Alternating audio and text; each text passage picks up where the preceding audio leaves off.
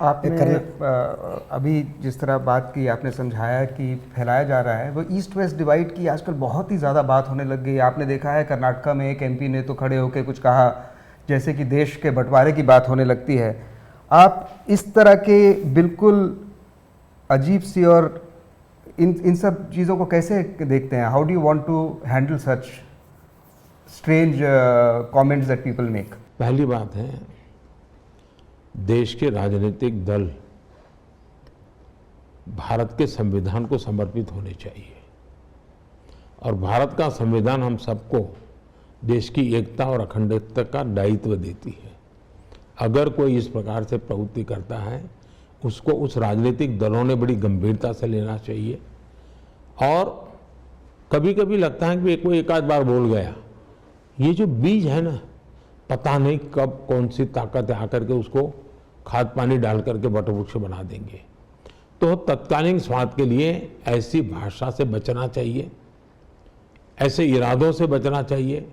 और ये देश को बहुत बड़ा नुकसान, कोई भी सरकार रहे, ये भाषा कभी भी लाभ नहीं करेगी जी। मैं जब गुजरात में था, मेरे साथ बहुत से अन्याय होते थे जी, केंद्र सरकार से हर प्रकार के अन्याय हुए थे, लेकिन मेरा एक ही मंत्र रहता था और पब्लिकली रहता था, भारत के विकास के लिए गुजरात का विकास। हम सब मिलकर के इस देश को बहुत आगे बढ़ाना है, तो इसमें हमने कोई कॉम्प्रोमाइज नहीं करना चाहिए। और कर्नाटक में सूखा पड़ा है सर, ऐसे मामले अब सुप्रीम कोर्ट तक जाने लगे हैं, सूखा पड़ा है और जैसे फंड्स केंद्र सरकार से जो आने चाहिए नहीं आए हैं, ऐसे करके रिट पिटीशन डाले हैं और चर्चा बहुत हो रही है कर्नाटक से।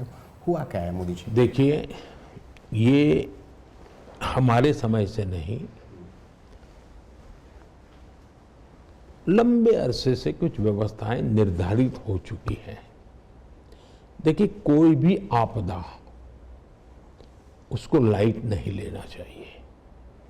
किसी भी इलाके में आपदा हो, कैलेमिटी हो, उसको अत्यंत संवेदनशीलता के साथ गंभीरता से लेना चाहिए और ये नहीं सोचना चाहिए कि वहाँ की सरकार है भुगतेगी। जी नहीं, आपदा आती है, कैलेमिटी आती है, तो सरकार तो बाद में, सबसे पहले नागरिक परेशान होता है और हम सबका जिम्मेवार नागरिकों के प्रति है। और इसलिए ये राजनीतिक खेल का मैदान ही नहीं है, होना नहीं चाहिए, ये अत्यंत संवेदनशील। दूसरा पद्धति क्या है? SDRF 900 करोड़ रुपए का फंड ऐसी कैलेमिटी के लिए केंद्र सरकार का हिस्सा समय पर उनको जा चुका है, ये कोई बकाया नहीं है। दूसरा, एक इंटर मिनिस्ट्रियल टीम जब ऐसी विशेष कैलेमिटी आती है, चाहे बहुत बाढ़ आ जाए या चाहे ड्राउट हो या चाहे कोई और बात हो, तो एक इंटर मिनिस्ट्रियल टीम होती है, जो भी सभी सरकारों की परंपरा है, ये कोई मेरी सरकार की परंपरा है, वो वहाँ जाती है, अफेक्टेड एरिया में जाती है, वो उसका सर्वे करती है, दौरा करती है, सरकार अपना पिटीशन देती है। फिर एक कमेटी होती है जिसमें पॉलिटिशियन नहीं होते हैं, प्रोफेशनल्स होते हैं, वे मिल करके जायजा लेते हैं। अगर ऐसी विशिष्ट परिस्थिति आई जो 900 करोड़ के उपरांत भी कोई जरूरत है, तो उसको दिया जाता है। भारत सरकार ने इलेक्शन कमीशन को लिखा कि भाई ऐसे संकट के समय हम और अधिक मदद करना चाहते हैं, इलेक्शन हमें कमीशन हमें परमिशन दे। लेकिन राजनीतिक हथियार के फायदा ले गए। आजकल फैशन हो गई है, सुप्रीम कोर्ट में जाकर के अड़ंगे डाल दो। अब केरल के लोग गए थे, कैसी उनको डांट पड़ी है जी, कैसी बेइज्जती हो गई, सुप्रीम कोर्ट ने कैसा उनको लताड़ दिया। अब ये पॉलिटिकल माइलेज लेने के लिए कुछ भी कर लो, बात ये सत्य बताओ ना लोगों को। और मैं मानता हूं ये मीडिया का काम है कि हकीकतों को सच्चे अर्थ में लोगों के सामने रखना चाहिए, ताकि देश का नुकसान ना हो। न भारत सरकार की भलाई के लिए करना चाहिए, न राज्य सरकार की भलाई के लिए करना चाहिए, लोगों की भलाई के लिए सच्चे तराजू से तोल करके रखना चाहिए। BJP is trying to reach out to the Christian minority in Kerala, but it is not getting the desired levels. What is the? पहली बात है कि भारतीय जनसंघ, भारतीय जनता पार्टी, हम समाज के सभी वर्गों को साथ लेकर के चलने वाली पार्टी है। हमें सैद्धांतिक रूप से समाज के सभी वर्गों का साथ लेकर के चलना, ये हमारा मूलभूत सिद्धांत है। अब देखिए, गोवा में कई दशकों से हमारी सरकार चल रही है, लगातार सरकार चल रही है, और वो क्रिश्चियन कम्युनिटी के मदद से ही चल रही है, उनके सहयोग से ही चल रही है। आज नॉर्थ ईस्ट में देखिए, नॉर्थ ईस्ट में हमारी जितनी सरकारें हैं वो ज़्यादातर हमारे मुख्यमंत्री या तो ईसाई हैं, हमारे मंत्रिमंडल के अंदर ईसाई सदस्य हैं, या तो ईसाई समाज ही तो वहाँ है, वोटर सबसे ज़्यादा, उनके वोट से ही हमारी सरकारें बन रही है। और इसलिए क्रिश्चियन समाज का हमारे से सहयोग नहीं है, ऐसा आरोप मैं क्रिश्चियन समाज पर नहीं लगा सकता हूँ।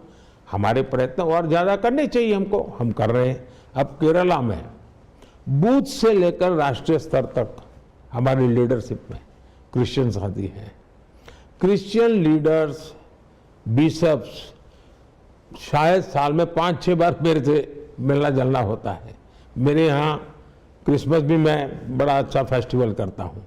एलडीएफ, यूडीएफ के झूठ से क्रिश्चियन कम्युनिटी तंग आ गई है और मेरे पास आकर के वो उन्हीं की शिकायत करते, बोले हमारे चर्चों के बीच में इतनी लड़ाई करवा दी है, हमारी चर्च की प्रॉपर्टी को इतना संकट में डाला हुआ है, आप हमारी मदद कीजिए। वो भारत सरकार से मदद चाहते हैं, ये मुसीबत में, और मैं इतनी मुसीबत में वहाँ चर्च जी रहा है, उनकी मुसीबतें मैं देख रहा हूँ, हम उसकी चिंता करने।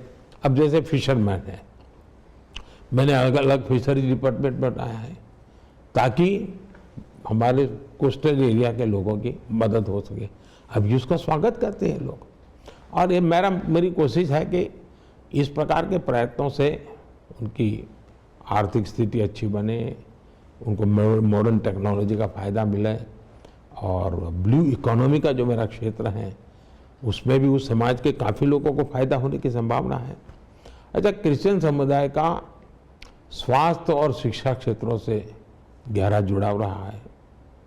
अच्छा, मैं वेटिकन गया तो होली पोप को मिलने गया था, तो बड़ी लंबी चर्चा हुई जी, और उनको मेरी सरकार के कामों की काफ़ी जानकारियाँ थी, काफ़ी विषयों पर का, और बहुत से मुद्दों में हम बोर्ड पर थे। और मैंने तो उनसे कहा कि आप भारत आइए, मैंने निमंत्रण दिया है उनको, हो सकता है शायद अगले साल वो अपना कार्यक्रम बना ही ले। And the Congress and the UDF alleges that you are going soft with CM Pinarayi Vijayan and his family, especially in the case of gold smuggling. Your response? ऐसा है कि हमारा मोदी का सॉफ्ट होना या हार्ड होने का कोई मतलब ही नहीं है। ये काम इंस्टीट्यूशंस करती हैं, स्वतंत्र रूप से करती हैं, और न मेरी सरकार ने न प्रधानमंत्री ने ऐसी चीज़ों में टांग अड़ानी चाहिए, मेरा सिद्धांत है। जहाँ तक कांग्रेस और कम्युनिस्ट का सवाल है, मैं कहता हूँ ये एक ही सिक्के के दो पहलू है, ये कोई अलग है ही नहीं।